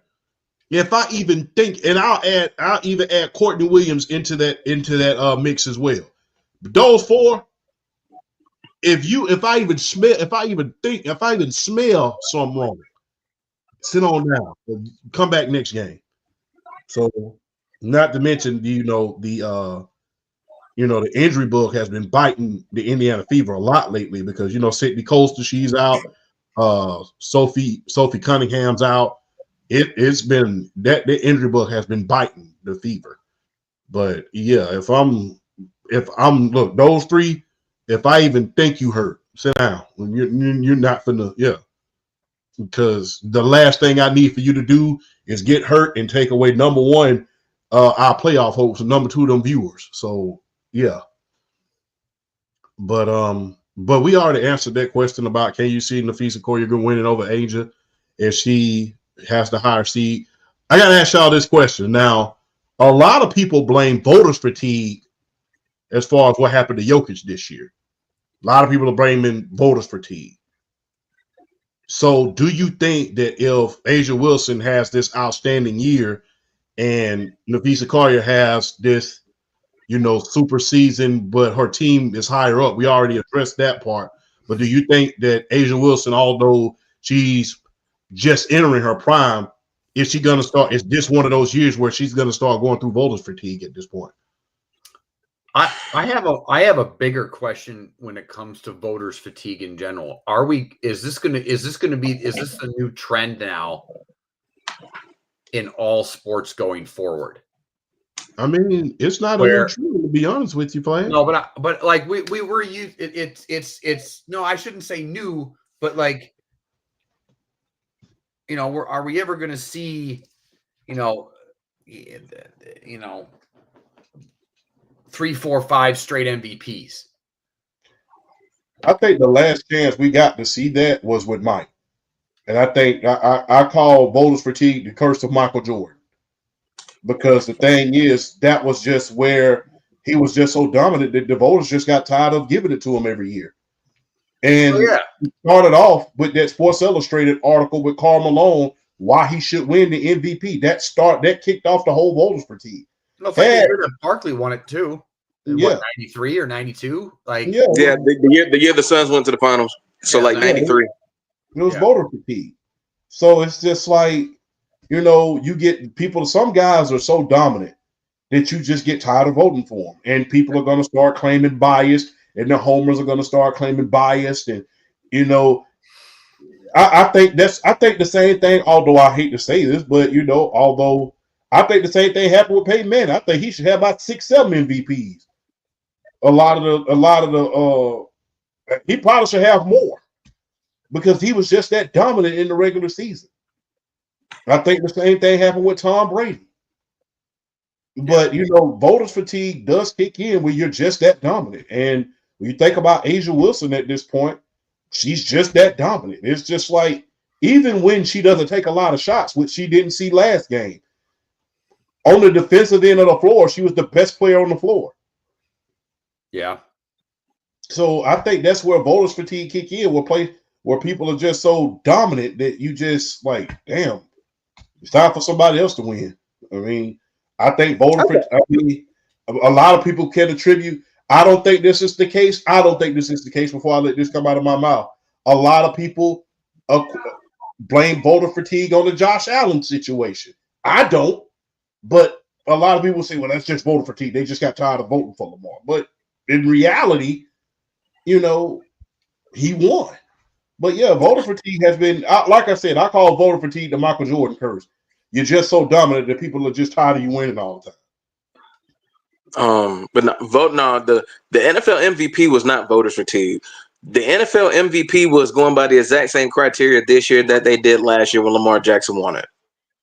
That's what the NFL MVP was. That was not voter fatigue at all. They went by the same criteria as far as like, okay, Lamar Jackson might have had the better numbers. Who is more valuable to their team? I mean, they practically went by the same criteria. Yeah, okay, the year before Josh Allen may have had better stats, but you look at Lamar Jackson, particularly late in the season where he went on that run, beating all those playoff teams. I mean, they kind of went on the same criteria, like the value to your team, who you're beating, when you're beating them, how you're playing going down the stretch. That was not voter fatigue. They just went by the same criteria this year they went with last year. I don't think that was voter fatigue at all. You know how I feel about but y'all know how I feel about voter fatigue. I made a video on voter fatigue when they were talking about, when I made that video when the guy was talking about, oh man, Jokic gonna be in his MVP race again, and I say they should be season by season basis. I mean, you may get tired of somebody winning it, but guess what? If they're the best player going and you can't find an argument for nobody else, you ain't got no choice. No, you go ahead, Flash. I do think there was a little bit of not voter fatigue with Lamar, but I do think people are like, dude, we keep voting you for this award and you can't win in the playoffs. I think that was held against him. That's stupid. It's regular season. I just think it was, because I think everybody was just like, dude, like we keep giving you this and you don't like take it. And Peyton Manning wouldn't have 5 if that's the case. I think that's crazy. I know, but look at it from a modern lens. But then he'll never win it again if that's the case. If he doesn't win the playoffs, I think that's stupid. I mean, it's dumb. It's regular season. It wasn't. I'm not getting at you, but I'm just saying. I think if they took that approach, that is an idiotic approach. That is a very idiotic approach. Don't judge someone on a regular season MVP award just because you can't get it done in the playoffs. It is a regular season award. If they took that approach, that is a stupid approach, and that's no. I think there was a little bit of voter fatigue with Lamar Jackson. I really do. I think people stopped. I think people are like, man, you just keep choking. Whether that's deserved or not, I don't know. But I think that played a part in it. And there was I would stop giving a damn. I would stop giving a damn about the MVP award if that played any part in it. I would stop caring. Like straight up. I would stop caring. Because what's the point if you're gonna hold something against somebody like that for a regular season award? I stop caring. What the point? If you're gonna eliminate one person off the bat who's having a crazy year just because we don't trust you in the playoff, I wouldn't. What? Come man, that would be no. I wouldn't care about that MVP. I wouldn't care about that award no more. I straight up would. To Flash's point, I think that they did that as well. I mean, the thing is, look, we have to realize this. These voters are writers. Most of them are not athletes. If you ask the players, they probably would have said Lamar Jackson. But if you ask the writers, hey, we all know how writers can be. So to Flash's point, I think that may have played a part in it. I don't think that we're in the age. And the thing is, I think that a lot of that stemmed not only from Peyton Manning, but from Aaron Rodgers. They kept giving Aaron Rodgers. He kept having them gaudy little statistical great years. And then all of a sudden you get to the playoffs and then poof. Yeah. Although he won that one. But he still got 4. That's like that. I understand what you're saying. But the thing is, he had a lot more dominant seasons than even those 4. And I get that. You might as well just call it a media favorite award then, if that's the case. It's always been a media favorite award. But I'm talking about from the case of if somebody's really having a dominant year like that, if they're just dominating flat out more than everybody else, and you just have no. And you just have to find someone who's not even having nowhere near as good of a year, but you just have to find a narrative. If you have to find a narrative, the hell with you. That's how I feel about that. But here's the thing. I'm gonna ask a real simple question. In the prime years of Manning and Brady, should anybody else won the MVP besides those two? In the prime years, probably not. No. There's always a narrative that plays into the MVP vote. Yes. I get that, but find someone having a year worthy of it. Not just because We don't want to give it to this person. Find somebody worthy of it. I still look. I'm gonna just be real about it. I still say that year. I think the year that Aaron Rodgers went 15-1. People will argue me down to this day, but I don't give a crap. That year was supposed to be Drew Brees. Drew Brees should have multiple. I think Rodgers should have 2 less MVPs because the year that Drew Brees led the league in every statistical category that year. Drew Brees should have multiple. Yeah, but there was no narrative around it. No. I mean, yeah, that's a prime example of it. The thing is, that year, my bad, man, go ahead. The last one that Rodgers got in 2021. Brady should have won that one. Yeah, Brady should have won. Brady. Yeah, Brady should have won that. I will argue that. I don't care if people. I mean, if people call me a Brady stan for. I mean, look at my shirt. No, I'm with you on that. Brady should have won 21. That was a Brady award. Not that Brady needs anything else. Although, speaking of my boy, I just want to say, I don't think there's any other acceptable answer. I think the first starting quarterback in the 2028 Olympics should be Tom Brady. At 45? Oh, Jesus Christ. It is flag football. It is flag football. It's flag football. Oh. Tell me I'm wrong. It should be anybody else. So it should be. So you think they should do him like they did Diana Taurasi one last run? Yeah, he's won everything else. Give him a gold medal. This is what I'll say though, as far as the flag football in 2028. As long as they take a serious look at professional flag football players and not just give it to every NFL player, then okay. They're not going to do that. No. Well, the hell with flag football in 2028.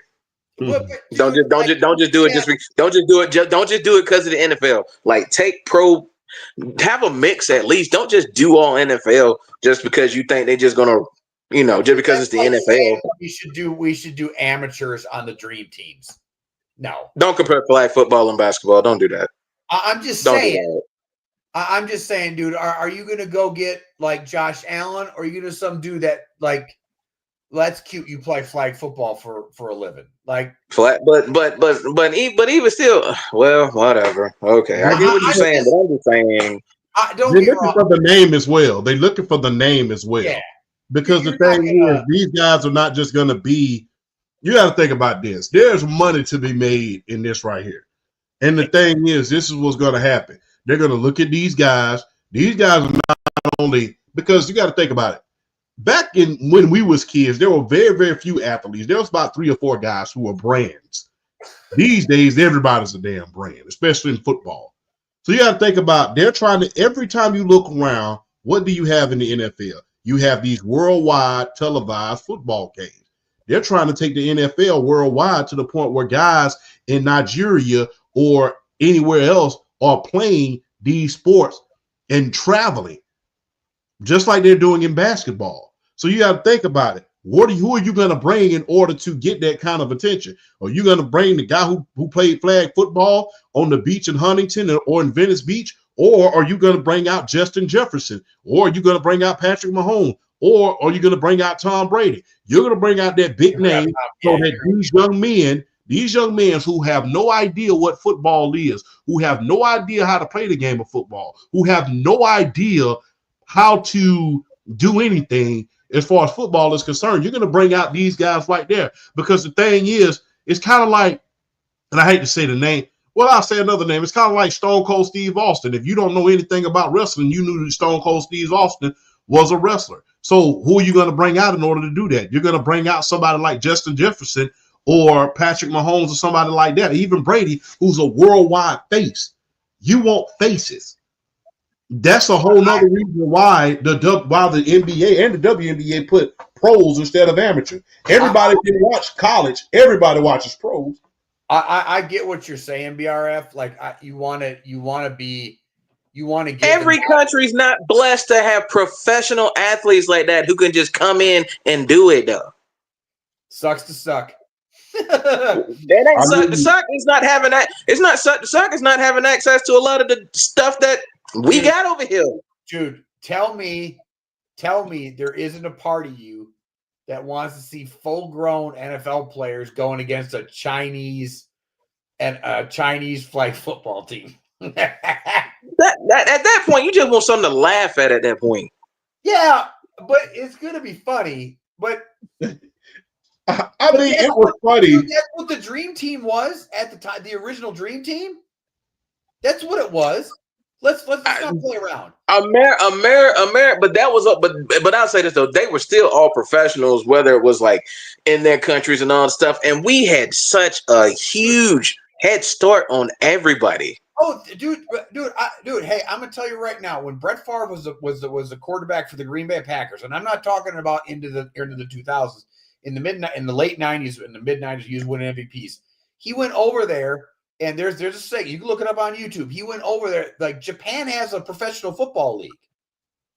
And he was throwing passes with their like best wide receiver. They've been doing this stuff for years too. It's just gonna be on a smaller scale. Yeah, and it's just gonna be, it's just gonna be a beating. And it's gonna be fun to watch. It is what it is. I mean, hey, Erica. Hey, look. We winning the gold medal, man. Look. Yeah. Hey, look. A lot of countries have a lot of unfair advantages when it comes to certain sports that they do. So I don't care that we have an unfair advantage in basketball. I mean, the thing is, look. One thing they talk about the men's basketball. One thing that I enjoyed. This was the highlight of the Olympics for me. This was the highlight of the Olympics. Was when I don't know which team did it. Is they had a sign with the women's basketball team said y'all can't win without Caitlin Clark, and the only thing you saw was Brittany Griner and Asia Wilson, Diana Taurasi pointing at the sign, and they went out there and beat them by 50. So that was the funniest part that I could see. Look, I am all for my country just whooping that ass in the Olympics. I don't care. So what? Just go out there. Look, I don't. That's what it's about. I want my country to dominate. Yeah, just so what? You want to? Hey, that's why you should develop your guys. Why you got 3 years to get ready. So what? All righty. We comparing a whole bunch of. I know, but we comparing a whole bunch of pro sports like flag football. But okay. Let's you come on, Russia. Go you watch Rocky IV. Come on, get yourself some Dolph Lundgren type. Don't do that. Don't do that. No, exactly, bro. Come on, bro. No, moving on. God damn, I can't take you nowhere.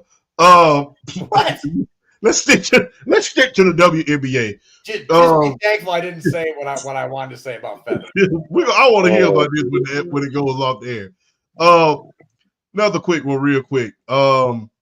It's the Paige Bueckers versus KiKi ROY Rookie of the Year conversation, showing shades of the Angel Reese versus Caitlin Clark type of Rookie of the Year race. When you think about KiKi ROY, she putting up doubles like damn near every game. But when you think about Paige, she's out there just doing her thing all over the place. And when you think about that game they had against Chicago Sky, they was lighting it up, her and Arike Agumawale. So does this show a shades of that, or is this just its own type of Rookie of the Year race? I think this could be better because I think KiKi is a way more skilled player on particularly the offensive side of the ball. Is way more skilled player than Angel Reese is. So I think this could actually be a better race because KiKi is much more skilled as a player on the offensive side of the court. So I definitely think this could be a much better race than what Angel Reese and CC and Caitlin Clark was, because ultimately, when after the Olympic break, Indiana Fever developed that chemistry, and then bam, like that was it. Like, I mean, Caitlin she started showing up every single night, whereas the Chicago Sky went down, and Angel Reese felt like she wasn't really improving like that. Then that was it. I think with KiKi ROY, she's going to show way more improvement on the offensive side. This is why I like her more in terms of this Rookie of the Year race with her and Paige Bueckers, because I think she's a better player at this stage already than Angel Reese because she's better offensively. I think she's a better player. So I think this is going to be a far better race because I think it's going to be closer to the end. It got to a point with the Rookie of the Year race where it was over. Like, it was like over. I think with these two, I don't think it's going to end. I don't think it's going to be over as soon as the other one was. I think this has a chance to run the entire season. And it's mainly because of what KiKi can do offensively as opposed to what Angel Reese could do offensively. So I think it's its own entity, but I think it could be better than what their race was last year. Okay. Flash? Yeah, I don't got much to add. I think a week after the Olympic or the All-Star break or whatever last year, I think it was over with Angel Reese and CC. So this I think BRS or KiKi's way more skilled on the offensive side of the ball than Angel Reese is. So I think it's going to be a little bit more of an actual race all season. I think Paige will pull away a little bit towards the end because she's just so skilled. But I think it's going to be a very close race. Well, I think it also depends on what the Washington Mystics do because right now they're third in the Eastern Conference, and the Dallas Wings are like 1-6. So I think we got a long way to go as far as basketball to go. But I think this could be one of those cases where win-loss record on their teams could play a part, especially if the Washington Mystics were to just fall into a playoff spot. And she's putting up numbers. I think now this is what I say though. I think if Paige just if she really gets hot and just puts up godly numbers to the point where record don't matter, then yeah. But I think if they're close, I think this could be one of those scenarios where if the Washington Mystics sneak a playoff spot, KiKi Reference could get it. Hey, I'm going to be excited to see if for the first time in history, can we have a Cole Rookie of the Year awarded? It has never happened in the WNBA before, and it's going to be cool if it happens with the Washington Mystics because they have two Rookie of the Year candidates. When you talk about Sonia Citron and KiKi ROY. And the thing is, it's only going to get better when Georgia L. Moore comes back. So, I hate it. She's out for the season. Because Washington, because I saw Georgia Moore at Kentucky, boy, and she's the real deal. Washington's got a core if they build around them correctly. Yep. Last subject in the WNBA before we move into that wrestling. I love saying it like that, like Ted Turner say wrestling. But can the New York Liberty or Minnesota make a run for most consecutive wins record? As we all know, that most consecutive wins record is 15 in order to break the record. Can either one of these break that record? That's more of a you question than a me question.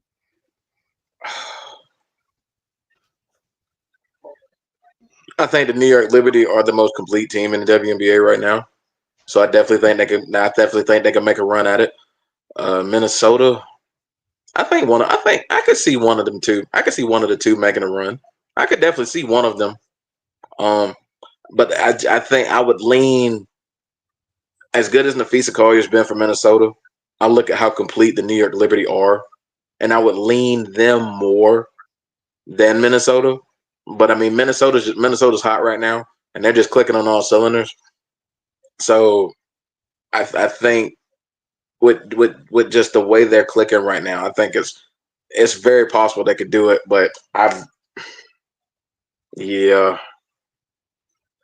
like I said, I lean New York Liberty. I think they're like a more complete team.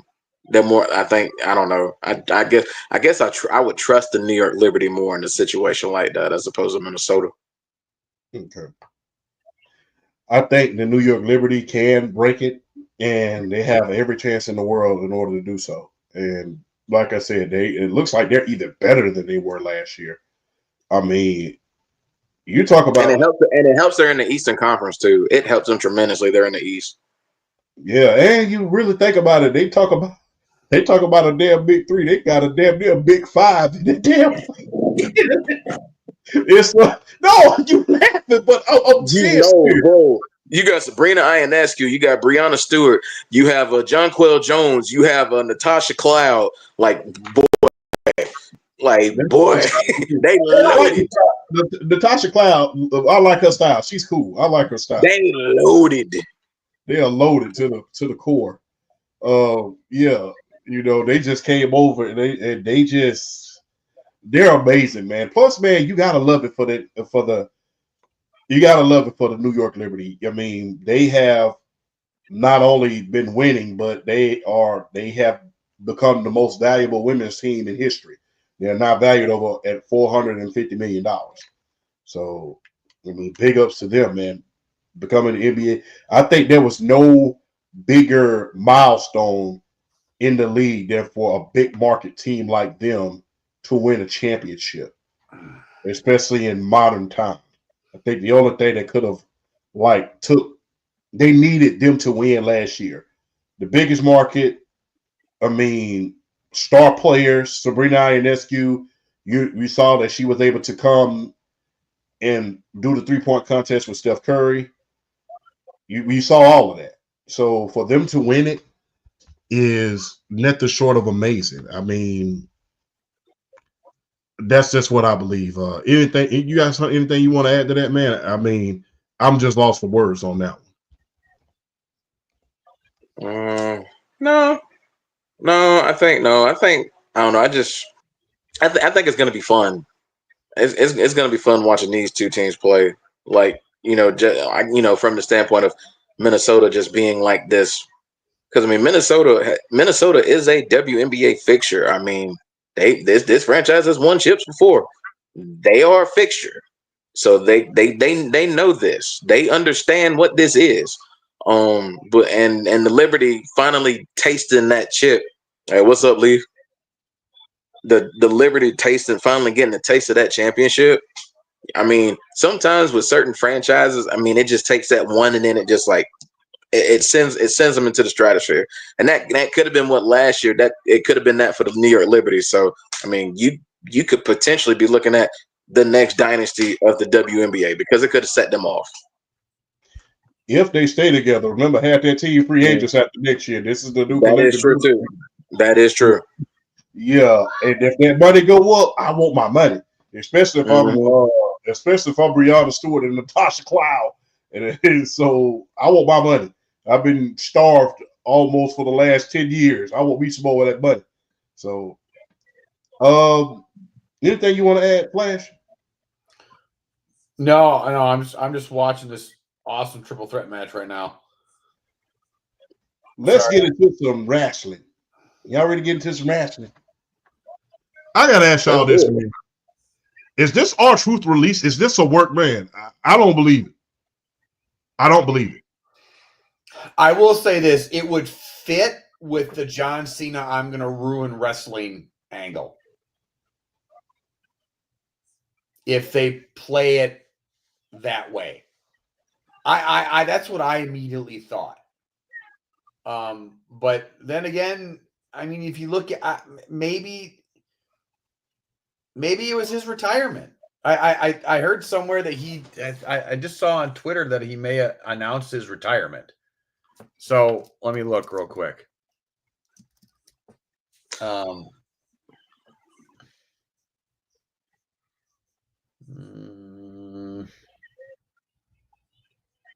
Maybe not. I don't know. I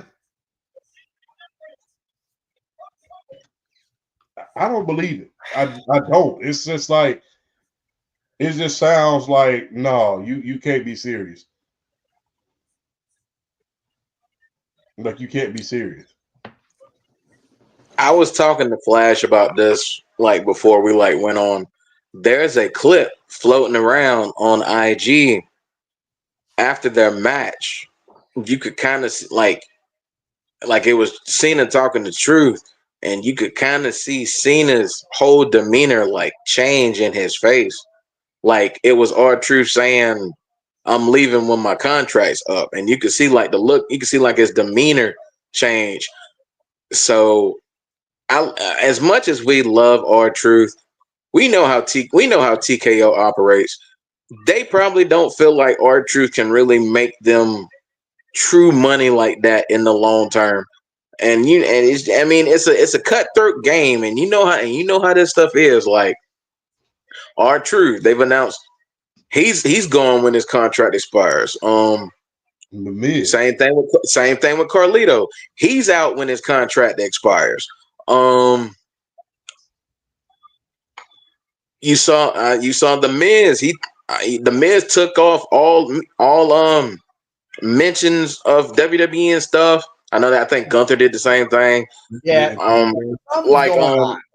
Yeah, maybe. But like I said, I think TKO is just it's a cutthroat game, man. I think TKO, as far as working with the WWE, I don't know. They want guys that are like gonna like really make money and do something for them. So I mean, I don't know. We'll see how it transpires.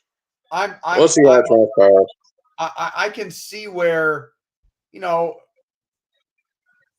his retirement match with Cena being a main event at Saturday Night's main event, makes sense for his character. That's how he's technically going to go out. But also at the same, I mean, he is 53 years old. He's not young, So even though he drunk out the fountain of youth, and it's like homeboy just never ages. Oh yeah, I know. I think I made that comment like a month ago. I'm like, that dude looks younger than he did before. No. Ain't no way. Oh, shit. No way. No way. I kind of like it. I do too, to be honest with you. I do too. Chad Gable deserves some shine. Like, don't get me wrong. If he was 3 inches tall, that's not Chad Gable. That's Americano. Sorry, my bad. Boy, we know who that is. Stop fronting. Don't act for the people. We know who that is. Don't you act for the people. We know who this is. But Chad Gable deserves us. He's been like one of the hardest working dudes in the WWE for years, putting out banger matches. Flash. If Chad Gable was 6'4", 240, he'd have been a world champion by now. Oh yeah, absolutely easy. Yeah, at least Chad Gable just won a triple threat match. El Grande Americano / Chad Gable. Yeah, it kind of remind you of when you knew the blue, God rest his soul, when you knew Owen Hart was the blue blazer. So do we get, I don't, maybe Seth Rollins isn't winning Money in the Bank after all. Because with CM Punk not being in it, you can't tell me CM Punk's not going to run out there and cost him that briefcase. Mm-mm. I don't think he wins. I don't think Seth wins it now. So who's the third man with Punk and Roman? Oh no, Jay. Yes. It has to be Roman. It's got to be Roman.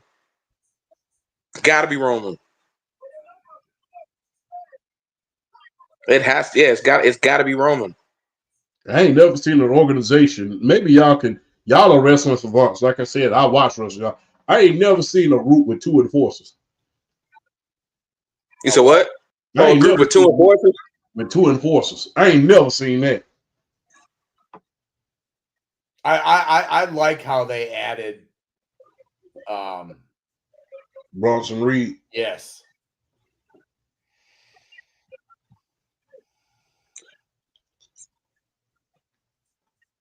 See, I don't. Yeah, see, in this situation, I don't really mind it because Seth Rollins is in like he's in his visionary hat. He's in his architect hat. So I don't mind this. This is kind of like, this is reminding everybody how sick and twisted and demented Seth Rollins can be when he's on his A game. So I don't mind this at all.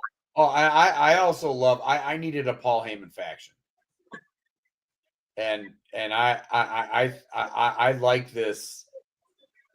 This is a good way to end the show. seeing these guys, like, because who's gonna take these guys on? That's what. Well, but here's the thing. But yeah, I think Roman Reigns gonna interject himself into this eventually. Yeah, and I'm kind of interested to see where it goes. I have a question for you guys, real quick, while we're on the subject of wrestling. Do you think that the Shield, well, no, not the Shield, but Evolution would have been able to go toe to toe? Well, the earlier Evolution, not the new Evolution. The early Evolution would have been able to go toe to toe with this group. With which group? With this one right here, the Deadly Alliance Part 2. Oh yeah, dude, you got Tripp, Batista. Yeah. You got early Batista, early Orton, prime Triple H. Oh yeah. And then plus Ric Flair was more hands on than Paul Heyman. Although exactly. I'm known to be a Batista hater. No, man, I feel like Batista is one of the most underappreciated. I do. I still feel that way. I'm a real big stickler on like when he was like he just was one of the stiffest wrestlers, and I don't mean that as stiff as in like in the classic wrestling term stiff. Like that dude didn't do any stretches whatsoever, and the way he would run in the ring, it just bothered me. I don't know. And then every time he would do the sit down power bomb, he'd just go like, slap that dude's ass when he was about to set up for it. And I'm like, watch him. Every time he sets up for it, he put the dude between his legs, and then he'd go like this. He'd go, Mwah. You know, like, bro, you already got the navel tattoo. Let's just chill out here. Like, it just, I don't know. Batista always bothered me. I think he's a great actor. Jesus Christ. Oh, hell, that watch it. Go watch it. I don't want to damn watch it. That's enough. I'll watch it. Bro, I cannot with this dude, man. I can't. I am dead. I am so done right now. I am so done right now. I can't do this anymore. I can't. I'm finished. I'm done. That's it. No. That bother me about wrestlers. Oh my God. It's like Solo Sikoa wearing those stupid gloves. What are you, a 1980s bicycle villain? What, like, dude, lose the gloves. Like, are you driving a car? You gonna get on your BMX, like your BMX stunt bike, and like, what are you doing? Get rid of the stupid gloves. Like feathers. No, I can't say it. Nope, I can't. Will you leave Lyra alone? It just feathers. That's what she comes out to. She just looks like look at me, feathers. Woo! I just so done with wrestlers. I just can't do it. I just can't. I'm so done. I love his entrance. One of the best entrances ever. But even he just always looked, even the like what the fuck is wrong? Thing just looked funny when he did it. I don't know what it was. He had great music. I don't know what to say. He had great bro. I don't know. We have got to we got to stop with the Batista slander. I don't care what he's doing, whose butt he's slapping. I don't care. Just leave it alone. Just let it go. Let it go. No. I know what you're talking about. Yes. And you know what? The crazy thing apart about Flash is that he's right. I know exactly what he's talking about. Yes, he's right. I know exactly what he's talking about.